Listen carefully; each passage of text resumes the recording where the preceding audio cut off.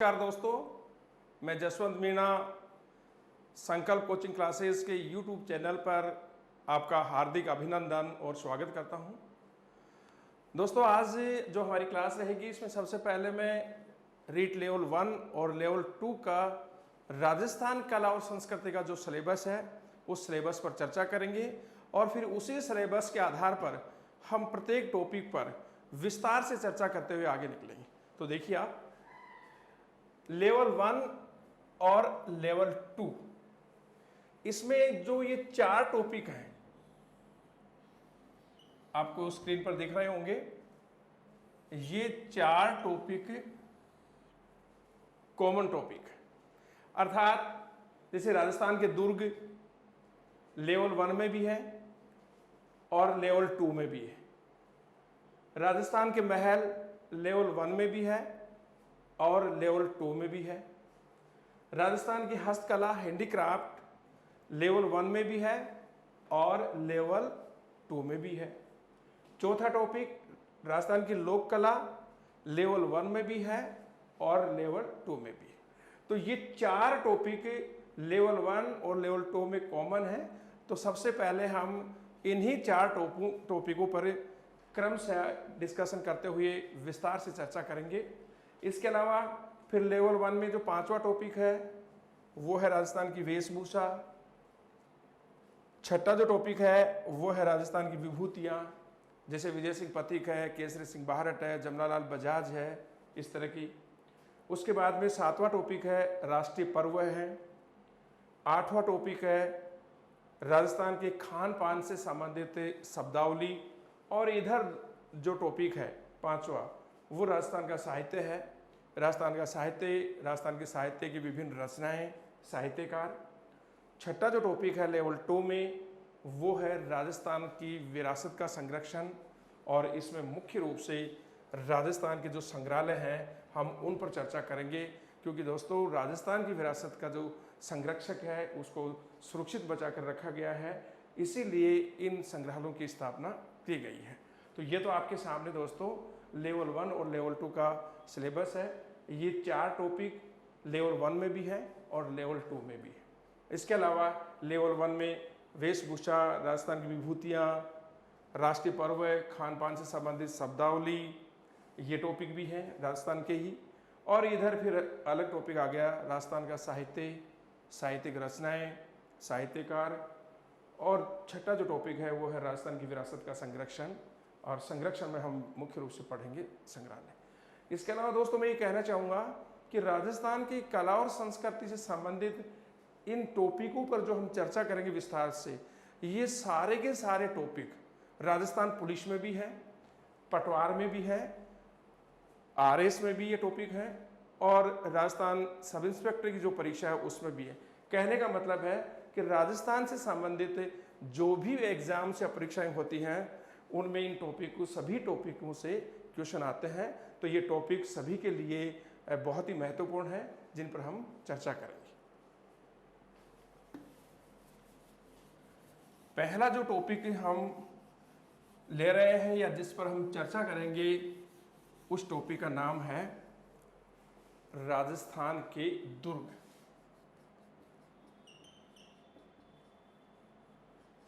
राजस्थान के दुर्ग। दोस्तों मैं यहाँ पर एक सूचना देना चाह रहा हूँ आपको कि राजस्थान के दुर्ग का जो टॉपिक है वो टॉपिक शुरू हो चुका है, जिसमें हमने चित्तौड़गढ़ का दुर्ग पढ़ लिया है, रणथंभौर दुर्ग पढ़ लिया है। इसके अलावा हमने राजस्थान के जल दुर्गों पर चर्चा की है। लेकिन ये जो पहला टॉपिक था ये हमने YouTube चैनल पर नहीं डाला था, क्योंकि वॉइस क्लियर नहीं होने की वजह से, टेक्निकल मिस्टेक होने की वजह से इस टॉपिक को हम दोबारा शूट कर रहे हैं। तो दोस्तों इसको टॉपिक को जो पढ़ो तो जो आगे जो मैंने टॉपिक आपको पढ़ाए हैं उसी परिप्रेक्ष्य में आपको लेने हैं। बहुत ही महत्वपूर्ण टॉपिक है राजस्थान का दुर्ग। राजस्थान की कला और संस्कृति में यदि हम ये माने कि सबसे बड़ा जो टॉपिक है, सबसे विशाल टॉपिक है, वो राजस्थान के दुर्ग ही हैं। दोस्तों दुर्गों में बहुत सारी मस्जिद आएंगी, सूफी संतों की दरगाह आएंगी, मंदिर आएंगे, महल आएंगे, बहुत सारी ऐतिहासिक घटनाएं भी आएंगी, जिसमें हम मुख्य रूप से ले सकते हैं साके, क्योंकि राजस्थान में जितने भी साके हुए हैं जो भी इतिहास से प्रसिद्ध साखें हैं वो इन दुर्गों में ही हैं। तो दोस्तों बहुत महत्वपूर्ण टॉपिक है और निश्चित रूप से राजस्थान में जो एग्ज़ाम हो रही हैं वो चाहे शिक्षक भर्ती हो या आरएस हो, एसआई हो, पटवार हो, ग्राम सेवक हो, पुलिस हो, सभी के लिए ये टॉपिक बहुत ही महत्वपूर्ण है। तो हम पहले दुर्गों पर चर्चा करें, दुर्गों से संबंधित महत्वपूर्ण तथ्य उन पर हम चर्चा करेंगे। हम इसके अलावा दुर्गों का वर्गीकरण करेंगे कि दुर्गों का वर्गीकरण, दुर्ग कितने प्रकार के हैं, किस किस ने कितने प्रकार बताए हैं। इसके अलावा हम ये भी करेंगे कि दुर्ग बनाने के राजस्थान में उद्देश्य क्या थे, कि किन कारणों से, किन उद्देश्यों को लेकर के राजाओं ने इतने विशाल और बेहतरीन दुर्गों का निर्माण किया। तो हम सभी जो अभी मैंने बताया इन पर हम चर्चा करेंगे। तो हम शुरुआत करते हैं। देखिए आप दोस्तों, राजस्थान में या मैं कहूँ कि भारत में यदि दुर्गों का जो पहला साक्ष्य कहीं मिलता है, दुर्ग बनाने का प्रथम साक्ष्य या अवशेष हमें जो मिले हैं वो मिले हैं कालीबंगा सभ्यता से। कालीबंगा सभ्यता से। और कालीबंगा सभ्यता वर्तमान में आपको पता है कहाँ पर है? हनुमानगढ़ जिले में है। हनुमानगढ़ जिले में घग्गर नदी के तट पर। दोस्तों कालीबंगा भारत में जो हड़प्पा सभ्यता थी, सिंधु घाटी सभ्यता थी, उसी का एक बड़ा नगर है। यानी कि ये भी माना जा सकता है, ये कहा गया डॉक्टर DS शर्मा ने कि हड़प्पा और मोहनजोदड़ो के बाद कालीबंगा हड़प्पा सभ्यता की तीसरी राजधानी थी। तो दोस्तों कालीबंगा के चारों ओर दोहरा परकोटा मिला है, इसमें दुर्ग के अवशेष मिले हैं। तो यदि क्वेश्चन आता है कि भारत में या राजस्थान में दुर्ग बनाने के हमें जो प्रथम साक्ष्य मिले हैं या अवशेष मिले हैं वो कालीबंगा सभ्यता से मिले हैं। कालीबंगा के बारे में हम बाद में विस्तार से चर्चा करेंगे जब हम राजस्थान की सभ्यताओं पर चर्चा करेंगे। अब बात आती है कि भारत में सर्वाधिक दुर्ग किस प्रांत या किस स्टेट में है? तो देखिए दोस्तों, भारत में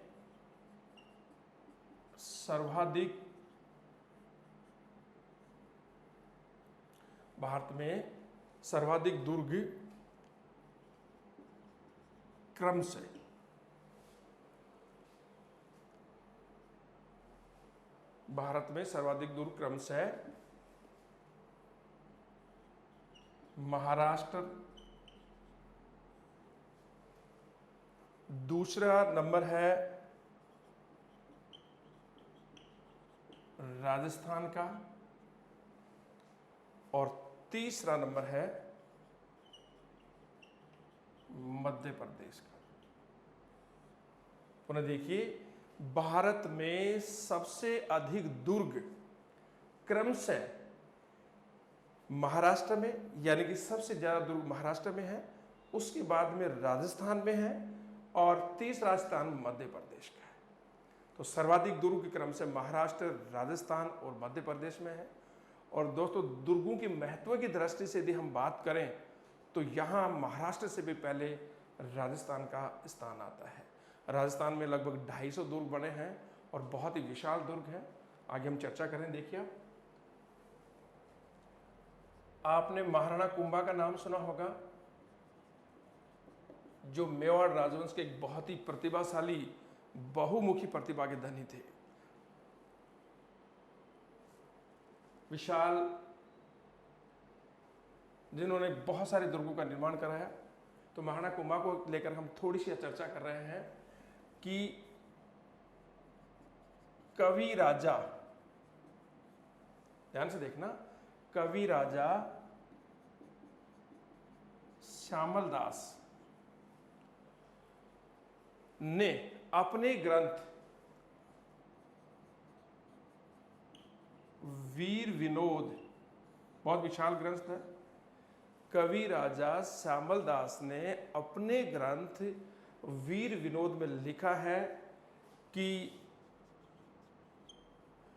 मेवाड़ में 84 दुर्ग हैं और इन 84 दुर्गों में से अकेले 32 दुर्गों का निर्माण,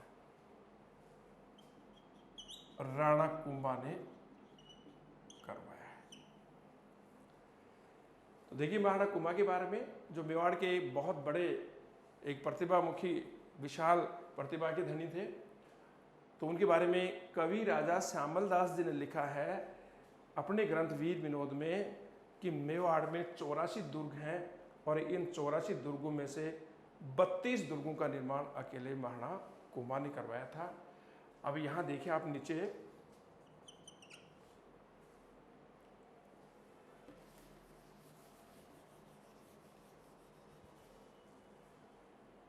तो मेवाड़ के 84 दुर्गों में से 32 दुर्गों का निर्माण किसने कराया था? महाराणा कुंभा ने। किसके अनुसार?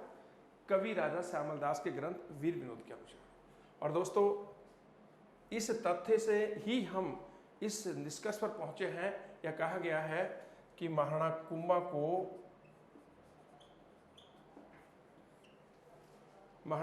को राजस्थान स्थापत्य कला का जनक माना जाता है। दूसरा, महाराणा कुंभा का ही शासनकाल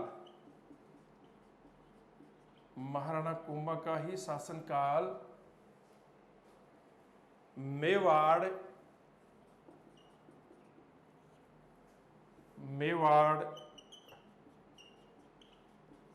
स्थापत्य कला का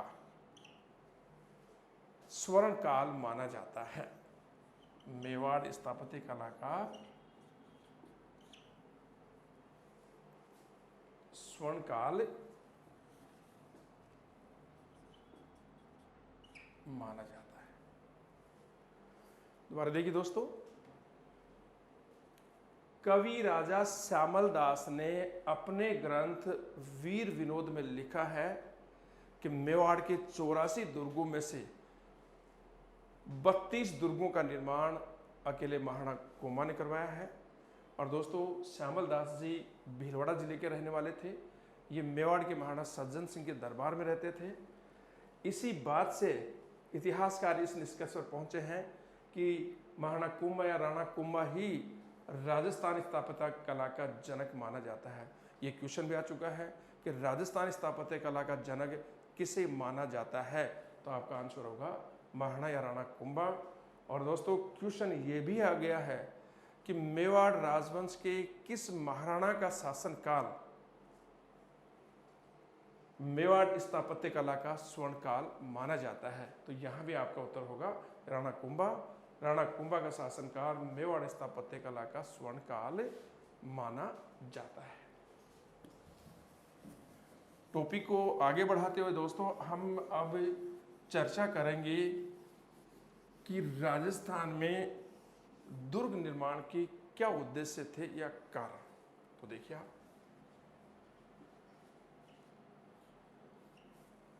इतने बड़े विशाल मजबूत और सुदृढ़ दुर्ग निर्माण के पीछे क्या उद्देश्य थे। तो देखिए आप, एक पहला देखिए, राज्य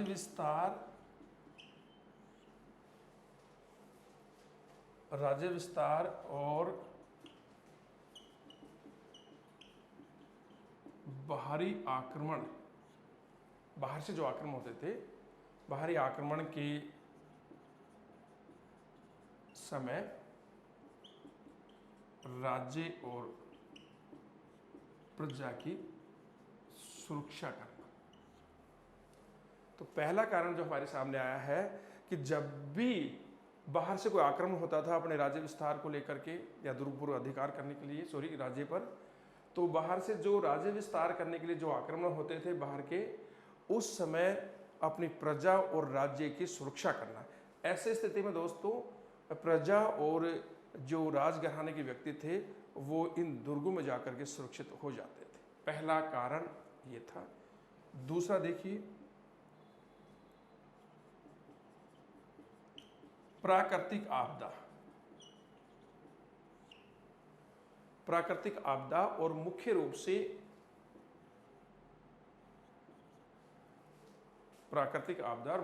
से बाढ़ आना। जब भयंकर बाढ़ आती थी उस समय पशुधन की सुरक्षा,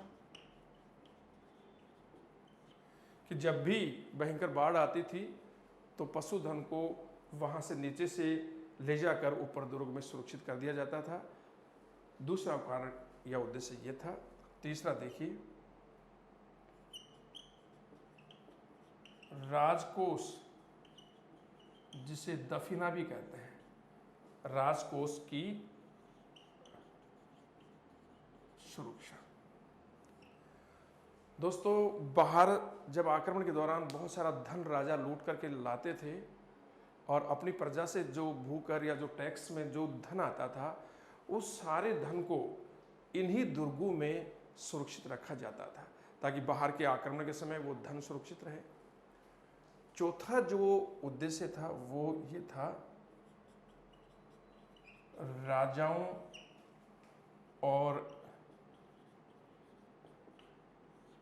राजाओं और सामंतों की आवास, महल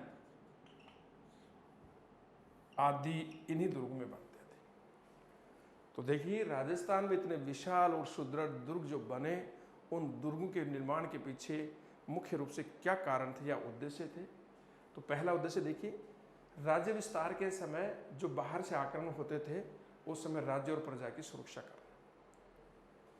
प्राकृतिक आपदा, मुख्य रूप से बाढ़ की जो स्थिति आती थी वर्षा ऋतु में, भयंकर बाढ़, उस समय मुख्य रूप से पशुधन को इन दुर्गों में ले जाकर के उनकी सुरक्षा की जाती थी।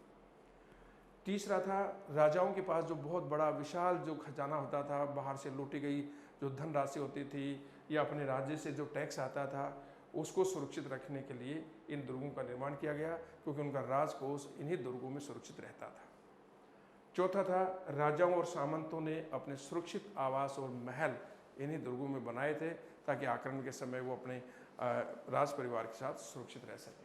दोस्तों, इस प्रकार का क्वेश्चन बड़ी एग्जाम्स में आ सकता है और आरएस में एक बार ये आया भी था कि राजस्थान में दुर्ग निर्माण के क्या उद्देश्य थे। तो आपको ये 4 बातें आपको याद रखनी पड़ेंगी। अगला देखिए, अब हम दुर्गों की वर्गीकरण पर चर्चा करेंगे कि दुर्ग कितने प्रकार के होते हैं, किस व्यक्ति ने दुर्गों के कितने प्रकार बताए हैं, कौन कौन से नाम हैं। तो देखिए, दुर्गों का वर्गीकरण, क्लासिफिकेशन। तो दुर्गों के वर्गीकरण की बात करें दोस्तों हम, तो सबसे पहले दुर्गों का जो वर्गीकरण किया था वो मनु ने किया था।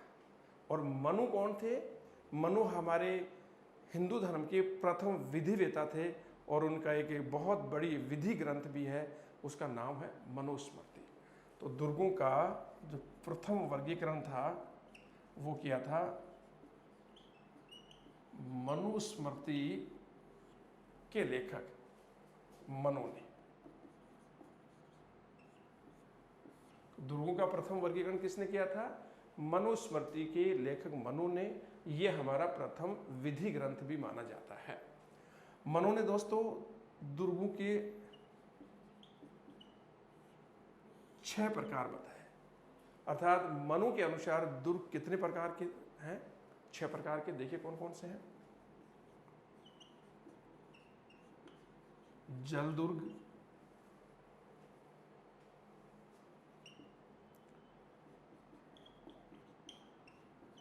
गिरिदुर्ग, तीसरा देखिए वृक्ष दुर्ग, चौथा देखिए महिदुर्ग, पत्थर से निर्मित, पांचवा देखिए नृहदुर्ग और छठा देखिए धनुदुर्ग। तो दोस्तों यदि क्वेश्चन आता है कि दुर्गों का सबसे पहले वर्गीकरण किसने किया, आपका उत्तर होगा मनु ने किया। मनु ने हमारे प्रथम विधि ग्रंथ मनुस्मृति की रचना की थी। मनु ने दुर्ग 6 प्रकार के बताए, इनके विस्तार से चर्चा हम आगे करेंगे। तो मनु के अनुसार दुर्ग 6 प्रकार के हैं। जल दुर्ग है, गिरि दुर्ग, वृक्ष दुर्ग, मही दुर्ग जो पत्थरों से निर्मित होता है, नृ दुर्ग और धनु दुर्ग। अब दूसरा देखिए, दूसरा जो वर्गीकरण किया,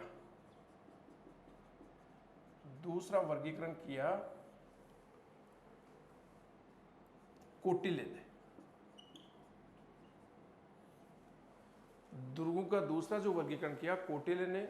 और दोस्तों कौटिल्य को हम चाणक्य भी कहते हैं। और कौटिल्य का वास्तविक जो नाम है,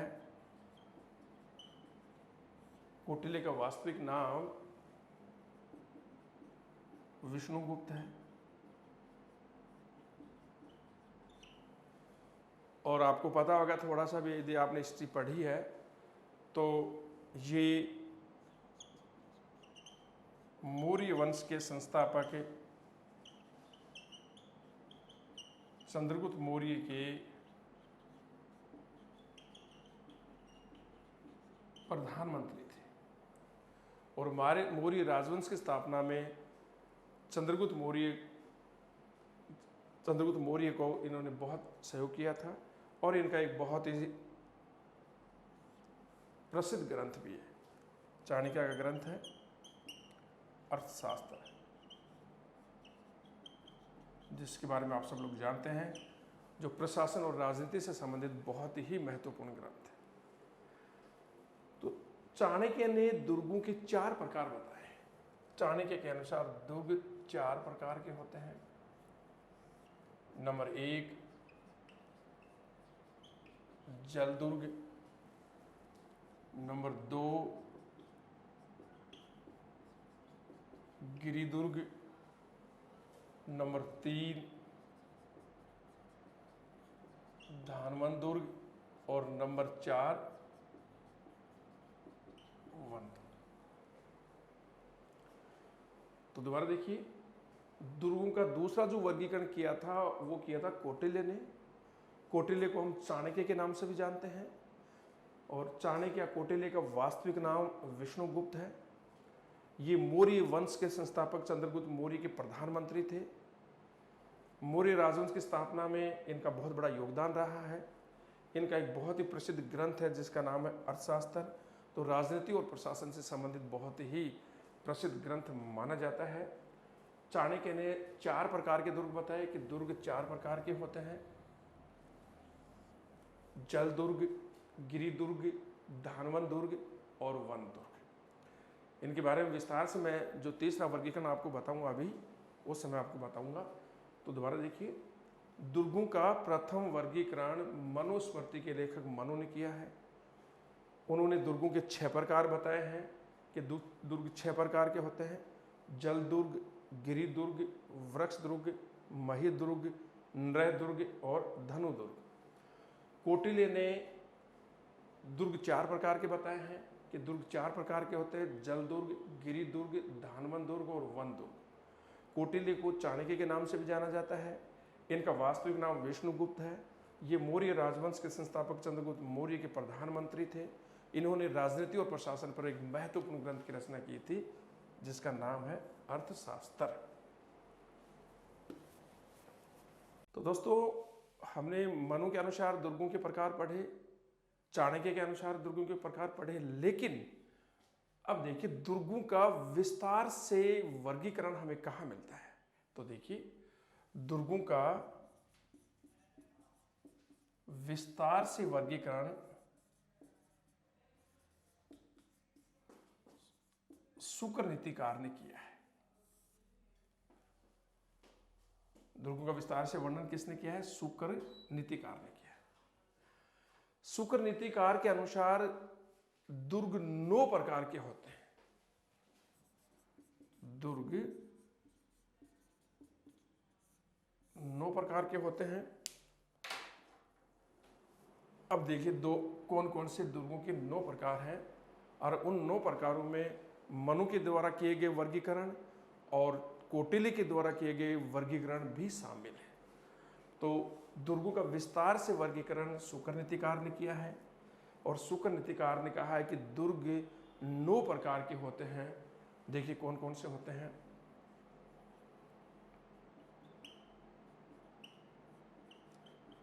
गिरि दुर्ग। दोस्तों गिरि दुर्ग वह दुर्ग होता है जो किसी पर्वत या पहाड़ी पर या किसी पठार पर स्थित हो। तो कैसा दुर्ग होता है? पर्वत, पहाड़ी या पठार पर स्थित हो, ऐसा दुर्ग क्या कहलाता है दोस्तों? गिरि दुर्ग। और यदि राजस्थान में ये क्वेश्चन आता है कि राजस्थान में सर्वाधिक दुर्ग कौन सी श्रेणी के आते हैं, तो आपको गिरि दुर्ग बताया जाएगा। तो सर्वाधिक दुर्ग राजस्थान में गिरि दुर्ग है, जो ऐसा दुर्ग होता है जो किसी पर्वत, पहाड़ी या पठार पर स्थित हो। उदाहरण के लिए हम 2-4-5 उदाहरण देखते हैं। यहाँ पर देखिए, चित्तौड़गढ़ बहुत बढ़िया गिरि दुर्ग है। कुंभलगढ़, ये भी गिरि दुर्ग की श्रेणी का बहुत ही अच्छा दुर्ग है। मेहरानगढ़,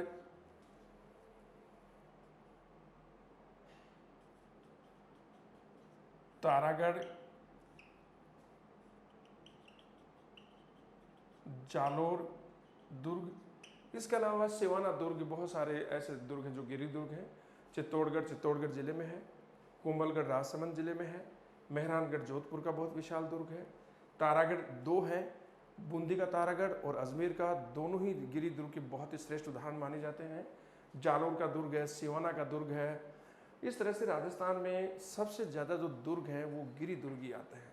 दोबारा देखिए, गिरि दुर्ग ऐसा दुर्ग होता है जो किसी पर्वत, पहाड़ी या पठार पर स्थित हो। और राजस्थान में जो 250 से अधिक दुर्ग हैं उनमें सर्वाधिक संख्या में गिरि दुर्ग ही हैं। यदि आपको क्वेश्चन आता है, मैं पुनः आपको बता रहा हूँ कि राजस्थान में सर्वाधिक दुर्ग किस श्रेणी के हैं, तो वहाँ पर आपको ऑप्शन मिलेगा, तो गिरि दुर्ग या पर्वत दुर्ग, इस तरह का।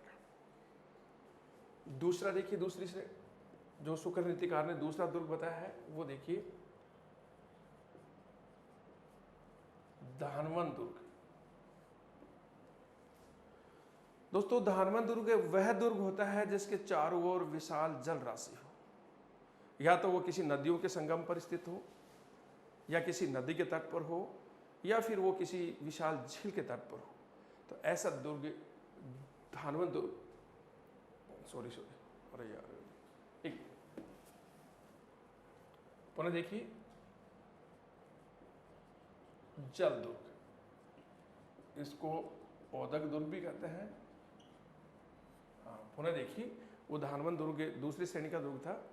तो यहाँ देखिए दोबारा, जल दुर्ग जिसको ओदक दुर्ग भी कहते हैं, ऐसा दुर्ग जो किसी विशाल जल राशि से घिरा हुआ हो, या किसी नदी के तट पर हो, या किन्हीं 2 नदियों के संगम पर स्थित हो, या किसी झील के तट पर हो, ऐसा दुर्ग जल दुर्ग कहलाता है, जिसके चारों ओर विशाल जल राशि हो, नदी के तट पर, झील के तट पर स्थित हो। और राजस्थान के जो जल दुर्ग हैं मुख्य रूप से वो 5 जल दुर्ग हैं, वो मैं आपको श्रेणी बता रहा हूं। राजस्थान का जो सर्वश्रेष्ठ जल दुर्ग है वो है गागरोन का दुर्ग। दूसरा हम ले सकते हैं भैंसरोडगढ़ का दुर्ग। तीसरा है शेरगढ़ 12। चौथा देखिए भटनेर का दुर्ग, हनुमानगढ़। पांचवा देखिए मनोहर थाना का दुर्ग, झालावाड़। इनके अतिरिक्त दोस्तों चित्तौड़गढ़ दुर्ग भी एक जल दुर्ग की श्रेणी में भी आता है, जो गंभीरी और बेड़स नदियों के संगम पर है। इसके अलावा धौलपुर का जो शेरगढ़ दुर्ग है वो भी चंबल नदी के तट पर है, वो भी जल दुर्ग की श्रेणी में आता है, लेकिन मुख्य रूप से राजस्थान की ये जल दुर्ग है।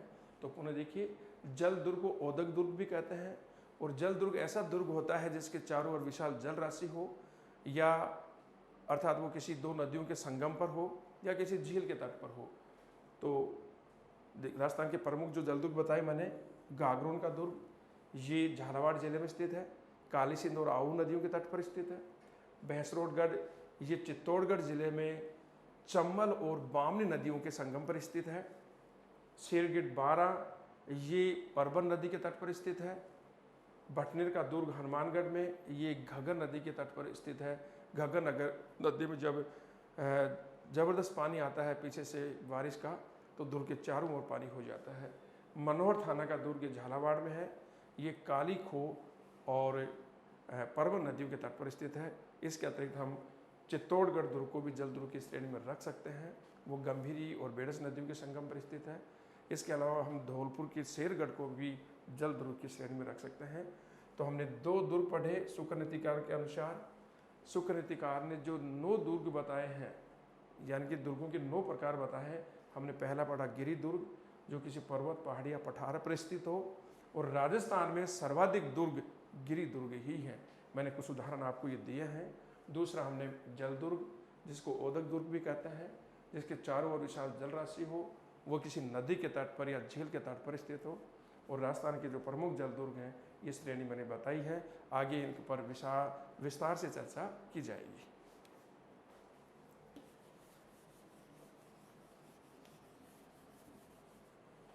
शुक्र नीतिकार के अनुसार जो वर्गीकरण किया गया, उसमें से तीसरा वर्गीकरण देखिए। अब आइए धानवन दुर्ग।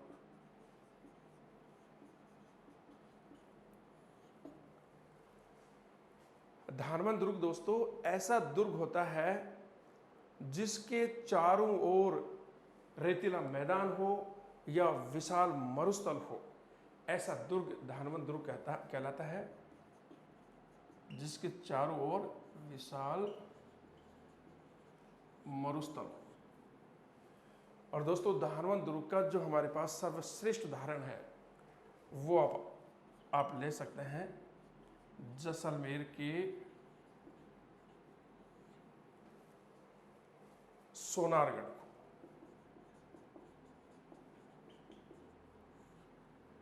ये धानवन दुर्ग का बहुत ही अच्छा उदाहरण माना गया है। इसके अलावा बीकानेर का जूनागढ़ है, सिवाना दुर्ग है, मोहनगढ़ है जैसलमेर में, ये दुर्ग भी धानवन दुर्ग की श्रेणी में आते हैं। तो पुनः देखिए, धानवन दुर्ग वह दुर्ग होता है जिसके चारों ओर विशाल रेगिस्तान हो, रेतीला मैदान हो, दूर दूर तक मरुस्थल ही मरुस्थल हो, ऐसा दुर्ग धानवन दुर्ग या धानव दुर्ग कहलाता है। और धानवन दुर्ग का बहुत ही अच्छा सर्वश्रेष्ठ उदाहरण जैसलमेर का सोनारगढ़ है। चौथा देखिए,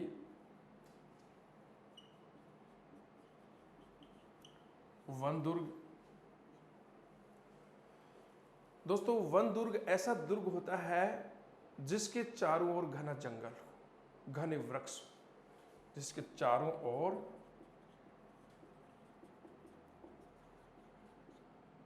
घना जंगल या वृक्ष हो, ऐसा दुर्ग वन दुर्ग कहलाता है।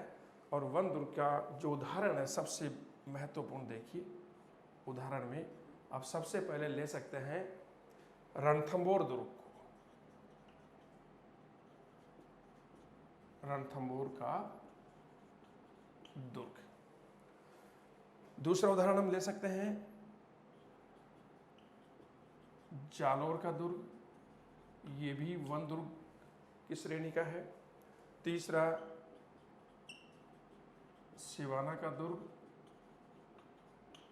इसके अलावा हम चित्तौड़गढ़ दुर्ग को भी ले सकते हैं, क्योंकि चित्तौड़गढ़ दुर्ग के चारों ओर भी घने वृक्ष हैं। तो वन दुर्ग ऐसा दुर्ग होता है जिसके चारों ओर घना जंगल हो, घने वृक्ष हो। जैसे उदाहरण में महत्वपूर्ण उदाहरण रणथंभौर का दुर्ग, सवाई माधोपुर, जालोर का दुर्ग, ये भी वन दुर्ग की श्रेणी का है। सिवाना का दुर्ग, ये भी वन दुर्ग की श्रेणी का है, जो वर्तमान में बाड़मेर जिले में स्थित है। 5वीं श्रेणी देखिए,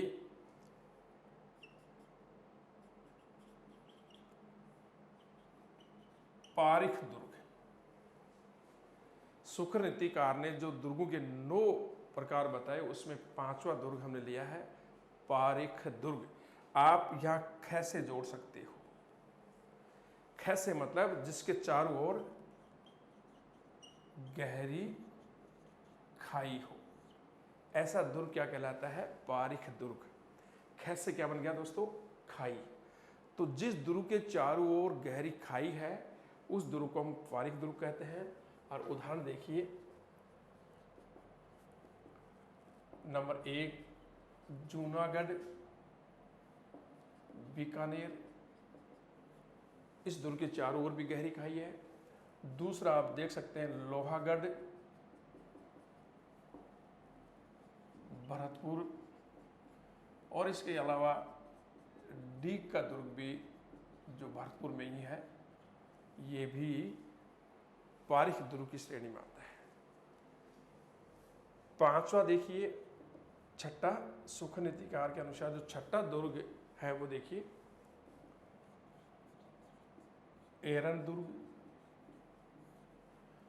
दोस्तों, एरन दुर्ग ऐसा दुर्ग होता है जिसका रास्ता बहुत दुर्गम हो। वहां तक पहुंचने के लिए हमें बहुत कठिन मेहनत करनी पड़ती है, क्योंकि दुर्ग के रास्ते में गहरे नाले हैं, पर्वत होंगे, पत्थर होंगे, कटीली झाड़ियां होंगी, जिसका रास्ता ऊबड़ खाबड़ हो। ऐसा दुर्ग एरन दुर्ग कहलाता है, जिसका रास्ता दुर्गम हो, रास्ते में नाले, पहाड़, कटीली झाड़ियां हो, ऐसा दुर्ग क्या कहलाता है? एरन दुर्ग कहलाता है। और एरन दुर्ग का सबसे बढ़िया उदाहरण पुनः रणथंभौर दुर्ग को ले सकते हैं।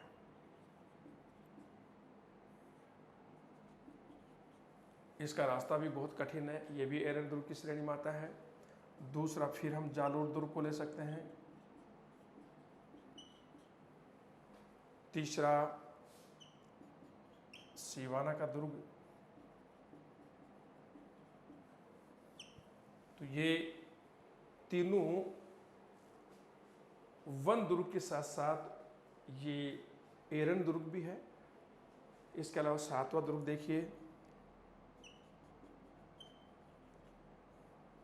पारी दुर्ग। और पारी दुर्ग कैसा होता है? ऐसा दुर्ग जिसके चारों ओर मिट्टी और पत्थरों का परकोटा हो, अर्थात मिट्टी और पत्थरों की विशाल मजबूत दीवार हो। पत्थरों का परकोटा या दीवार। दोस्तों, पारी दुर्ग भी राजस्थान में बहुत सारे हैं। जैसे हम बात करें सबसे बढ़िया, जैसे उदाहरण में हम कुंभलगढ़ को ले सकते हैं। कुंभलगढ़ का दुर्ग पारी दुर्ग का बहुत ही अच्छा उदाहरण है। चित्तौड़गढ़, मेहरानगढ़, इसके अलावा बूंदी का तारागढ़, अजमेर का तारागढ़, ये दुर्ग भी पारी दुर्ग की श्रेणी में आते हैं। तो पुनः देखिए एक बार, धानवन दुर्ग जो नंबर 3 पर हमने लिया है, ऐसा दुर्ग जिसके चारों ओर विशाल रेगिस्तान हो। जैसे उदाहरण में सबसे बढ़िया उदाहरण हमने जैसलमेर के सोनारगढ़ का लिया। वन दुर्ग, ऐसा दुर्ग जिसके चारों ओर घना जंगल हो या वृक्ष हो।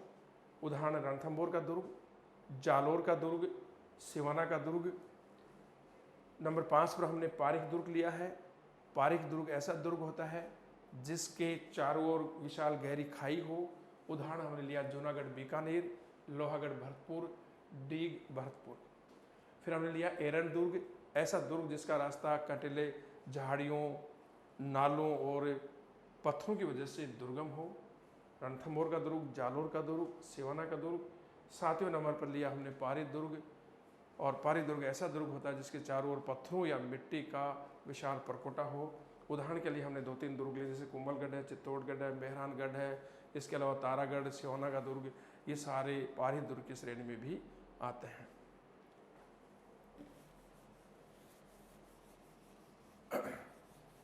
8वां दुर्ग देखिए शुक्र नीतिकार के अनुसार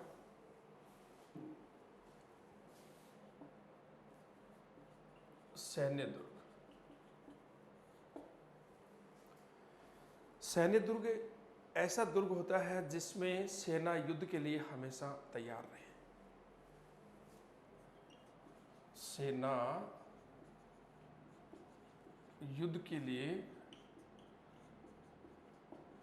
हमेशा तैयार रहे, ऐसा दुर्ग कहलाता है सैन्य दुर्ग। और सैन्य दुर्ग की जो श्रेणी है, पहली बात तो बहुत मुश्किल से ऐसे दुर्ग मिलते हैं, फिर भी यदि राजस्थान के दुर्गों में हम बात करें कि सैन्य दुर्ग की श्रेणी में कौन से दुर्ग आते हैं, तो उसमें हम चित्तौड़गढ़ को रख सकते हैं, चित्तौड़गढ़। दूसरा हम रख सकते हैं जालोर के दुर्ग को सैन्य दुर्ग में, और तीसरा हम रख सकते हैं सिवाना का दुर्ग। ये हम सैन्य दुर्ग की श्रेणी में इनको रख सकते हैं। वैसे मैंने अभी बताया ना कि सैन्य दुर्ग बहुत मुश्किल से मिलता है, यदि लेकिन राजस्थान की बात करें हम और यदि श्रेणी हम ढूंढें तो चित्तौड़गढ़, जालोर और सिवाना के दुर्ग को हम इस दुर्ग में रख सकते हैं जहाँ सेना युद्ध के लिए हमेशा तैयार रहती है। 9वां जो वर्गीकरण है वो देखिए सहाय दुर्ग।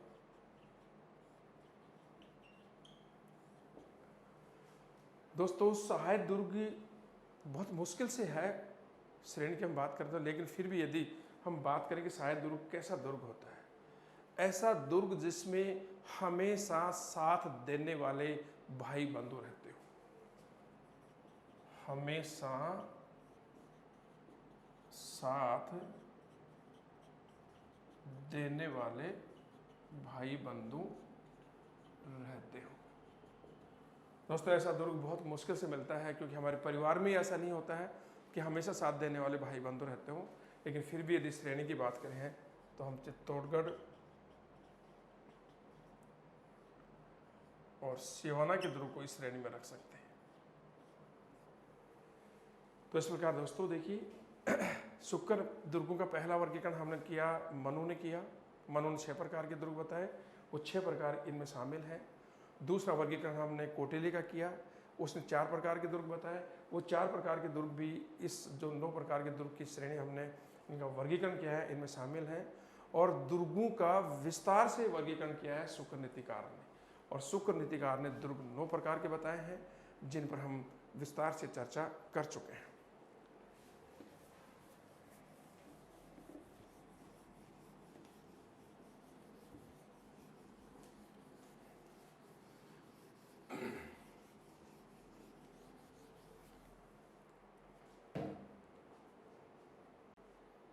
दोस्तों हमने शुक्र नीतिकार के अनुसार जो 9 प्रकार के दुर्ग थे उन पर हमने चर्चा की है। शुक्र नीतिकार ने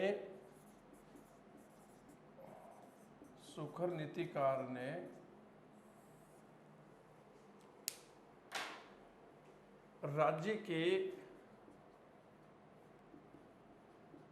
7 अंग बताए कि राज्य 7 अंगों से मिलकर के बना होता है। उनमें देखिए पहला अंग राज्य, दूसरा अंग राजा,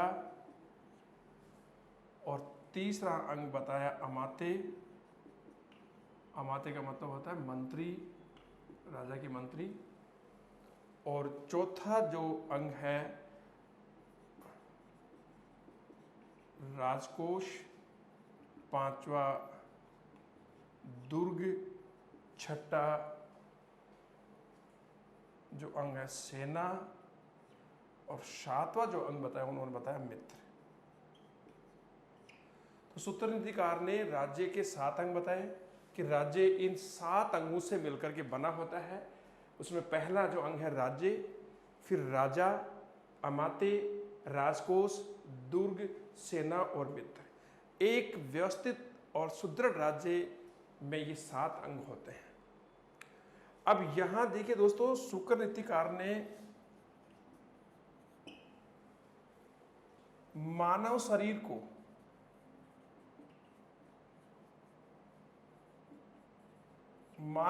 को राज्य मानकर कहा है कि यदि हम मानव शरीर को राज्य मान लें तो इस मानव शरीर रूपी राज्य में दुर्गों का स्थान क्या होगा। तो देखिए दोस्तों, इससे इसका महत्व का पता चलता है दुर्गों का। तो मानव शरीर रूपी राज्य में दुर्गों का जो स्थान है वो मनुष्य के हाथों का बताया कि यदि मानव शरीर को एक राज्य मान ले तो उसमें से जो 7 अंग हैं उनमें से राज्य का क्या हिस्सा है। तो उसमें मानव शरीर में जो हाथ हैं वो दुर्गों का स्थान बताया। और यदि दोस्तों मानव शरीर में से यदि हाथों को हटा दिया जाए या काट दिया जाए तो मनुष्य का शरीर कितना असहाय हो जाता है। और आपको बता दूं कि राज्य का जो सप्तांग सिद्धांत है वो कौटिल्य ने अपने अर्थशास्त्र में भी दिया है, उसमें भी राज्य के 7 ही अंग बताए हैं। तो देखिए इससे दुर्गों का महत्व, दुर्गों के महत्व के बारे में आपको जानकारी मिलती है। शुक्र नीतिकार ने दोस्तों सैन्य दुर्ग को श्रेष्ठ माना है, जबकि मनु और कौटिल्य ने गृह दुर्ग को श्रेष्ठ माना है। तो दोबारा देखिए, शुक्र नीतिकार ने राज्य के 7 अंग बताए हैं और वो 7 अंग ये हैं। और फिर उन्होंने आगे लिखा है कि यदि मानव शरीर को राज्य मान लिया जाए तो इस मानव शरीर रूपी राज्य में दुर्ग का क्या स्थान है। तो मानव शरीर रूपी राज्य में दुर्गों का उन्होंने हाथों का स्थान बताया है। और आप जानते हो कि यदि मानव शरीर में हाथों को हटा दिया जाए तो वो कितना असहाय हो जाता है। इससे दुर्गों के महत्व का पता चलता है। और बात करें कि शुक्र नीति के अनुसार सर्वश्रेष्ठ दुर्ग कौन सा होता है, तो उन्होंने सैन्य दुर्ग को श्रेष्ठ बताया है, जबकि मनु और कौटिल्य ने गिरि दुर्ग को श्रेष्ठ दुर्ग माना है।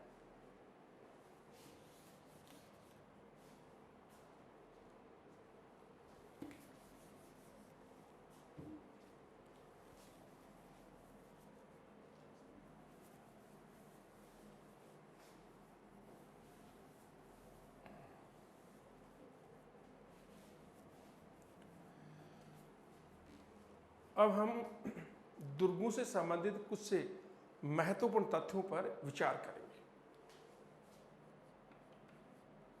दुर्गों से संबंधित महत्वपूर्ण तथ्य। तो देखिए दोस्तों, जून 2013 में कंबोडिया के शहर नोम पेहन में, जून 2013 में कंबोडिया के नोम पेन शहर में वर्ल्ड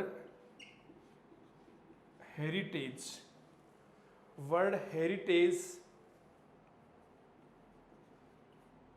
कमेटी की बैठक हुई। और विद्यार्थियों, इस वर्ल्ड हेरिटेज कमेटी की बैठक में राजस्थान के निम्न 6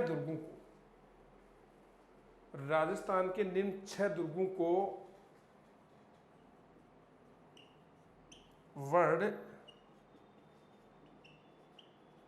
हेरिटेज साइट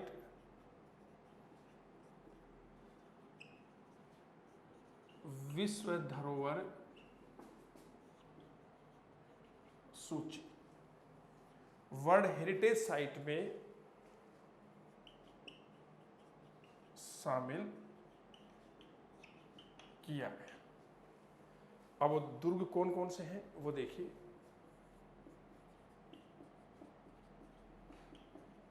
चित्तौड़गढ़ दुर्ग,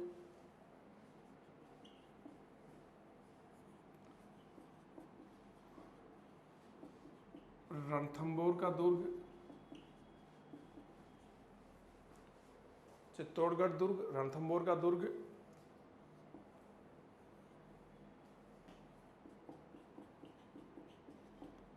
गागरोन का दुर्ग,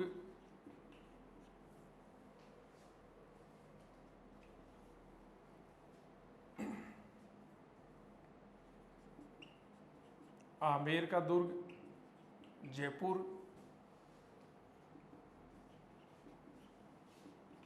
सोनारगढ़, जैसलमेर, और छठा है कोमलगढ़, राजसमंद। पुनः देखिए, जून 2013 में कंबोडिया के नोम पेन शहर में वर्ल्ड हेरिटेज कमेटी की बैठक हुई और इस वर्ल्ड हेरिटेज कमेटी की बैठक में राजस्थान के निम्न 6 दुर्गों को वर्ल्ड हेरिटेज साइट अर्थात यूनेस्को की विश्व धरोहर सूची में शामिल किया गया। अब ये दुर्ग कौन कौन से हैं? चित्तौड़गढ़ का दुर्ग आप जानते हैं, चित्तौड़गढ़ दुर्ग चित्तौड़गढ़ जिले में है। रणथंभौर का दुर्ग सवाई माधोपुर में, गागरोन का दुर्ग झालावाड़ में, आमेर का दुर्ग जयपुर, सोनारगढ़ जैसलमेर और कोमलगढ़ दुर्ग राजसमंद में।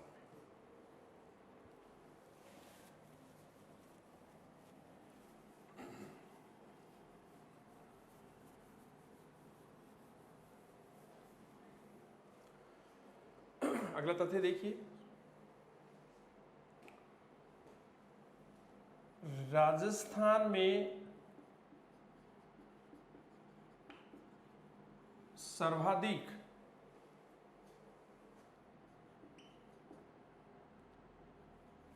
सर्वाधिक स्थानीय आक्रमण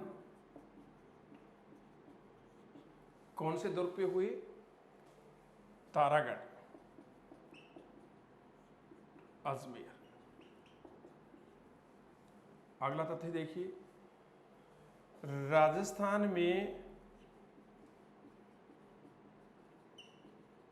सर्वाधिक विदेशी आक्रमण किस दुर्ग पे हुए?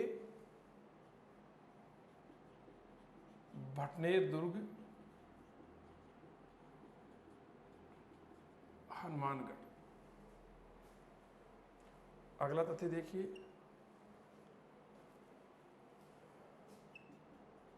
राजस्थान में सर्वाधिक बुर्ज 99, सोनारगढ़, जैसलमेर। बुर्ज दोस्तों दुर्ग के ऊपर उसकी सुंदरता के लिए बनाई जाती हैं और वहीं से बुर्ज से जो दुर्ग पर बंदूकें हैं या तोप है वो बुर्जों से चलाई जाती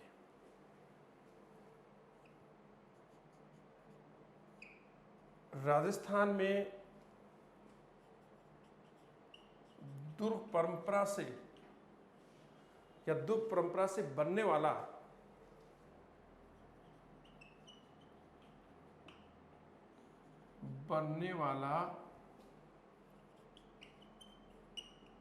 अंतिम दुर्ग मोहनगढ़,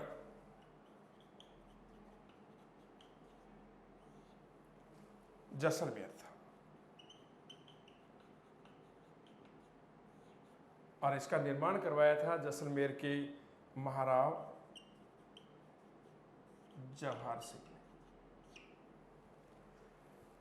दुर्ग परंपरा से मेरा मतलब यह है कि जिस उद्देश्य को लेकर के जिन कारणों से दुर्गों का निर्माण किया गया था, उन कारणों या उद्देश्यों से जो दुर्ग बनते थे उससे परंपरा से या उस श्रेणी से बनने वाला अंतिम दुर्ग कौन सा था? यह है मोहनगढ़ जैसलमेर और उसका निर्माण जैसलमेर के महाराव जवाहर सिंह ने करवाया था। इसके बाद में इस परंपरा को लेकर के कोई दुर्ग नहीं बना। अगला देखिए, राजस्थान में पूर्णतया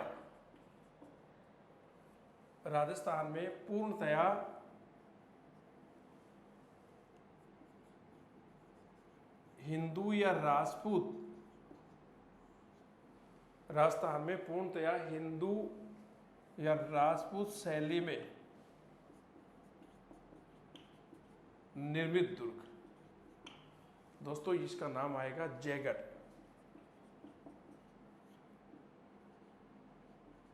जयपुर। यहाँ शैली की बात ये कर रहा हूँ मैं कि ऐसा दुर्ग जो पूर्णतया हिंदू या राजपूत शैली बना है, उसमें किसी प्रकार से ईरानी, मुगल, यूरोपियन या किसी अन्य शैली का प्रयोग नहीं किया गया उसके निर्माण में। तो जयपुर का जयगढ़ पूर्णतया हिंदू शैली में निर्मित दुर्ग है। और ये तथ्य आते हैं आपके सामने, क्वेश्चन आता है कि ऐसा राजस्थान का कौन सा दुर्ग है जो पूर्णतया मुस्लिम या मुगल शैली में निर्मित है। तो पूर्णतया मुगल या मुस्लिम, पूर्णतया मुगल शैली में निर्मित दुर्ग है अकबर का दुर्ग अजमेर। दोस्तों, जो अकबर का दुर्ग अजमेर में है, जिसको मैगजीन के दुर्ग के नाम से भी जानते हैं, जिसे अकबर का दौलत खाना भी कहते हैं, ये पूर्णतया मुगल या मुस्लिम शैली में निर्मित है। इसके निर्माण में किसी प्रकार से राजपूत, हिंदू या ईरानी या और शैलियों का प्रयोग नहीं किया गया है। दोबारा देखिए, राजस्थान में सर्वाधिक स्थानीय आक्रमण किस दुर्ग पर हुए? तारागढ़ अजमेर पर हुई। राजस्थान में सर्वाधिक विदेशी आक्रमण किस दुर्ग पर हुए? भटनेर दुर्ग पर, जो हनुमानगढ़ जिले में है। राजस्थान में सर्वाधिक जो बुर्ज हैं जो दुर्ग पर बनाई जाती हैं ऊपर उसके डिजाइन के लिए, या ऊपर सैनिकों को नीचे जो दुश्मन होते हैं उनमें वहाँ से बंदूक या तोप चलाने के लिए जो बुर्ज होते हैं उनको बुर्ज कहते हैं। ये सोनारगढ़ जैसलमेर में सर्वाधिक है और उनकी संख्या 99 है। ये क्वेश्चन भी आ चुका है कि राजस्थान के किस दुर्ग में सबसे अधिक बुर्ज हैं? तो जैसलमेर के सोनारगढ़ में। राजस्थान में दुर्ग परंपरा से बनने वाला अंतिम दुर्ग कौन सा है? मोहनगढ़ जैसलमेर, जिसका निर्माण जैसलमेर के महाराव जवाहर सिंह ने करवाया था। इसका मतलब है कि जिस उद्देश्य से राजस्थान में दुर्गों का निर्माण होता था, उस उद्देश्य को लेकर बनने वाला अंतिम दुर्ग कौन सा है? मोहनगढ़। राजस्थान में पूर्णतया हिंदू या राजपूत शैली में निर्मित दुर्ग है जयपुर का जयगढ़, और राजस्थान में पूर्णतया मुगल या मुस्लिम शैली में निर्मित दुर्ग है अकबर का दुर्ग अजमेर।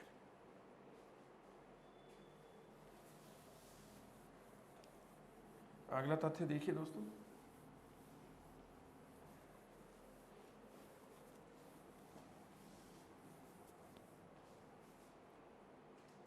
क्वेश्चन है यहाँ पर। एक क्वेश्चन मैं आपके सामने रख रहा हूँ, आप उत्तर देना। बहुत ही मतलब रोचक क्वेश्चन है। देखते हैं आप पहुँचते हैं कि नहीं पहुँचते वहाँ तक। राजस्थान में सर्वाधिक, ध्यान से देखना, राजस्थान में सर्वाधिक दुर्ग